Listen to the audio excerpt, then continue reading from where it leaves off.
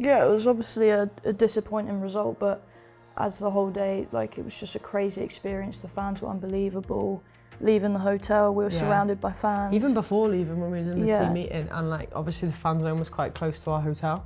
When we was in the team meeting, and like Rian was obviously trying to speak to us, but at one point she just stopped because obviously all the fans are like outside chanting or like singing the anthem at one point. Yeah, that's crazy. Yeah, that was it. That's what we heard in the team meeting.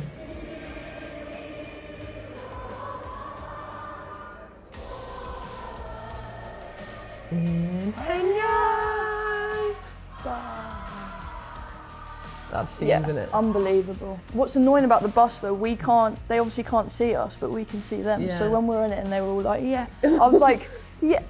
Sit back down. And I was just like banging on the window so they knew I could see, like, but. It was nice though, because you could see like different people's families, you can tell with like the shirts that they're wearing, and like, there's a video of like, there was someone walking past obviously in my shirt, it was like Hughes 15.